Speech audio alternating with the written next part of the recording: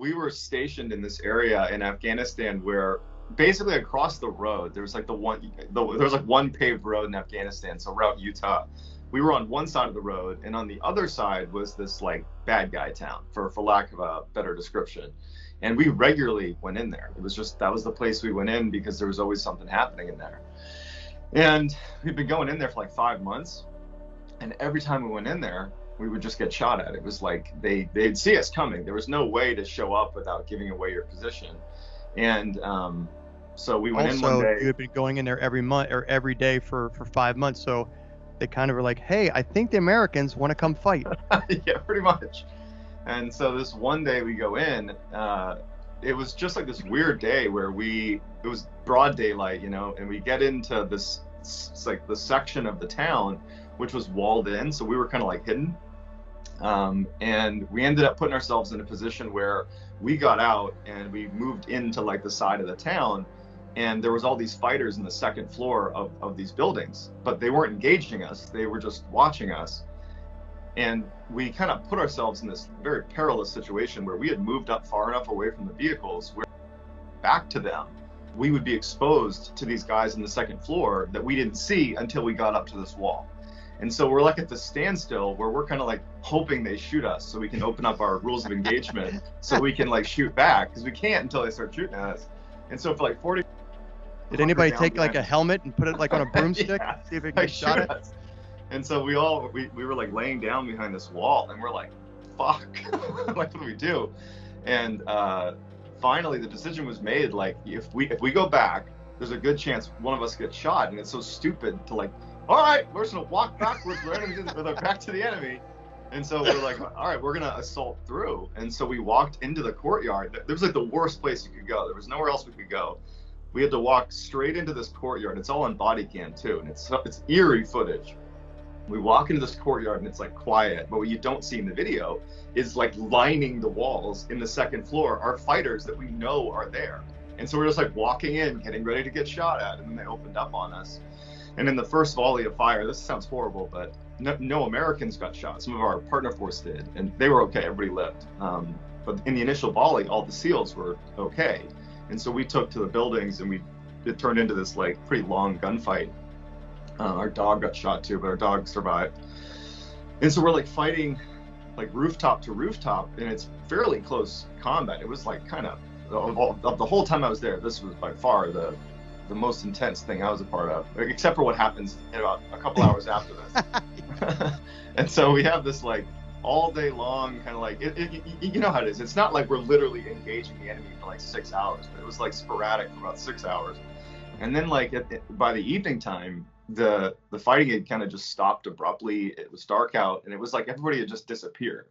And it was like very anticlimactic, because we're in the middle of this like Rambo-esque gunfight all day, and then like suddenly everyone's gone, and we kind of got our ass kicked. We had like 5 medevacs going out, and we're like, damn, like now what do we do? And as we're getting ready to leave, one of our drones overhead picks up a group of what looks like fighters, but we don't know who they are.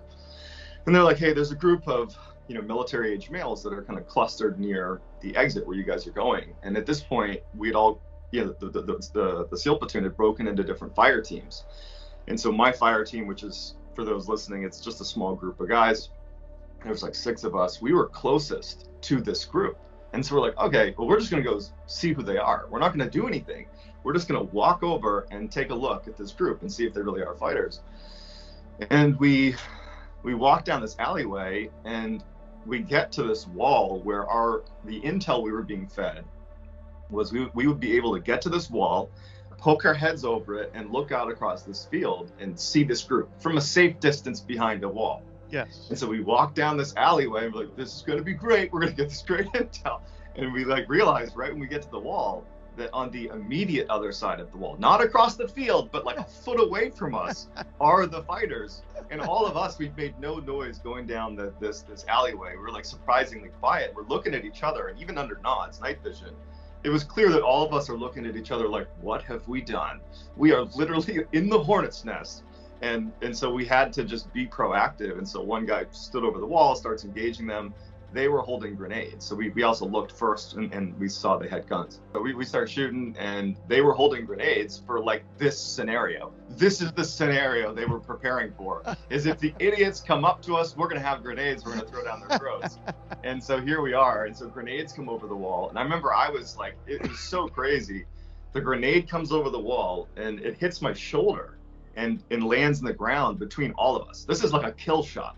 And I remember as the grenade came over the wall, we were standing in the infrared spotlight from the drone overhead, but it was like the targeting one. It was like flashing. And so it's this crazy scenario where there's like gunfire like right in front of us. It's like super intimate gunfire. And the grenade is just coming right over the fence towards me, the wall. And I'm watching it hit my shoulder and I'm like, well, that's the end for me. and like time really slowed down because like I really was expecting to get my head literally blown off. But it kept falling to the ground. And I remember as it traveled, this is happening in a fraction of a second, but as it was traveling to the ground, I remember it reached my midsection and I'm like, okay, well, I'm going to get killed, but at least my head will still be intact and my family can recognize me. And then it kept going down. It made it to my legs. I'm like, oh shit, I might live through this. I'm going to blow my legs off, but I might live. And then it hit the ground and it's like, whoa, I might live. And it felt like someone took a whole bunch of rocks and just like threw them at my leg and my back. And my conception of time after the detonation is it's a mess. I thought for the longest time that like it blew up, but I was totally conscious and like began to move to get to cover. But in reality, I got completely annihilated, like went straight on the ground. And I was unconscious, and a couple other guys were down too. But our medic, who I'm sure you know him too, but our medic, he was like the only guy that wasn't concussed from the 2 grenades that came over the wall. And so imagine this scene for the medic, okay? Everyone's fucking down. And there's literally, the enemy is on the immediate other side of this wall, and they're just spraying like AK-47s over the wall. And the rest of the city, there was all these fighters in other parts of the town who began just like firing rockets generally in our direction. They don't give a shit if they hit their own guys. Firing rockets towards us. And so our one medic, he's like looking down this tiny little alleyway, and it's like hell. And he said he went into this like state of like flow, and he was like, I just knew what I had to do, and he began going guy to guy doing needle decompressions and just everything he had to do. And he told me, this totally freaked me out years later when I talked to him. He was like, dude, I saw you on the ground, and I told, like in terms of triage, I was like, you're dead. And I moved on to the next guy because you were face down and you just weren't moving. And he was like, I had to go to the other guys first. I like your memory of it better, where you were like Rambo and you like ran away and like you picked up some buddies on their way out. Yeah, instead I was just laying there. But he said after he got a bunch of guys out, he said he came back and he saw that like, I don't even know what he saw that triggered that maybe I was okay, but either way, he came over to me and he dragged me to not even cover, but concealment. So bullets can't, so cover, concealment, cover, bullets will stop, concealment, you're just hidden. And he kind of moved me out of the way, and he was like, as he moved me, I kind of came to, and I was all screwed up. And he's like, John, you got to put tourniquets on your legs. I have to go down and get somebody else. And I'm like, okay. And I was too weak to literally break the rubber bands that hold your tourniquets on your kit. Yeah. And so I'm sitting against this wall, and I'm alive, obviously. And I remember my vision, like, went to, like toilet paper rolls. Yeah. I went deaf. And then I actually went blind, and I can't get my tourniquets off. And I was like, well, now I'm dying. Like that, it wasn't even sad. It was more like, this is a fact that like I am currently in the state of dying. This is what it feels like. I know I'm bleeding to death. Yeah. And I actually want to stop for a second because I think it's fascinating at how the clarity you have of going through the stages of I'm going to have my head popped off like a I don't know, like something that has a head popped off. I don't know, right? And then you're like, oh, okay, now it's at my midsection, so I'm about to lose my junk, but I might live, but my head will be intact. And then it's like, oh, now it's at my legs. I think it's fascinating because this is in a matter of milliseconds, and yet you remember your brain processing these very distinct, separate thoughts. I'm going to lose my head. Okay, my head will be intact. I'm still going to die. Okay, now I might live, but my legs are going to be blown off. Holy shit, it's on the ground. I might actually live. I think that's a fascinating look at just like how the neural receptors just work, without geeking out on that shit. But it's crazy, right? Yeah. it's weird because I look back at it and I know it happened in a matter of a second. I mean, it's how long does it take for a rock to fall from your head to the ground? Yeah. Like a second. Yeah, right. Not even. And it's really is true. It's not something that my brain concocted after the fact. It was like, Yeah. when you're gonna die or when you're gonna experience something super traumatic and you know it's like, I would imagine if you like walked into the street and a car was blazing towards you and there's no way to get out of the way, it's probably similar. Those people who die after getting hit by those cars, they do think of something before they're hit. There are thoughts that you process. And I think when your body knows something really fucking bad is going to happen to you, it like fires off all sorts of chemicals into your body to like prepare yourself for this horrible thing. And it gives the illusion, because you're thinking about it so much and so intently, it gives the illusion of time being slower than it really is. And I remember that grenade really in those stages. It was like the longest, to me, few seconds. It was probably a fraction of a second, but it's that's how I remember it. But I'm up against this wall. I go blind, I go deaf.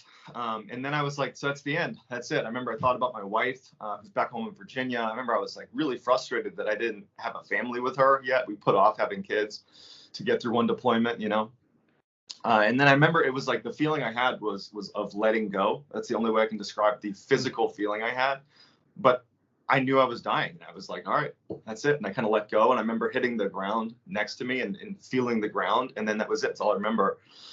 And then my medic had run back over, saw me slouched over. He immediately starts trying to find the bleed and he puts tourniquets on. And then I kind of come back to, and he's laying over me, like using his body as like a human shield, as like we're getting shot at down the alleyway. And he's so calm. He's looking me in the face. He's like, hey, John, how's it going? Got your tourniquets on, like in the middle of this gunfight. Hey, how's it going? Get your tourniquets on. I think you're going to be okay. That the bleeding stopped. He was like, can you stand up on your own? I'm like, what's going on? And he's like, yeah, you're gonna be fine. Like literally bullets flying overhead. And they hoisted me up. And then another guy we called in, I'm pretty sure this, I don't know if this is definitely true, but I'm pretty sure we called in a danger close airstrike. So the danger close, for those that you know what this is, but it's like, if you have to call an airstrike in on yourself, more or less, because you're in such a dire situation that you're like, hey, we have to drop on ourselves. Otherwise, we're dead anyways. I'm almost positive we did, because the Hellfire missile struck like 6 feet away from us on the other side of this wall and luckily hit the guys that we've been fighting with. Which is a separate story about how accurate munitions can be today. The fact that you said they're literally like 18 inches on the other side of this wall from us, and yet a Hellfire missile. And kudos to those guys up in the air who are able to discern who the good guys, who the bad guys are. You're like, we're on the good side of the wall. They're like, which side is that? All I see is bullets flying on the side of the wall. And then kudos to the guys in the sky who can discern that and then make sure that missile gets on the right side of the wall. Yeah, that was a ballsy drop. So that was great. And then they couldn't get a helo to come in to get us because we were in the middle of this very urban section of town.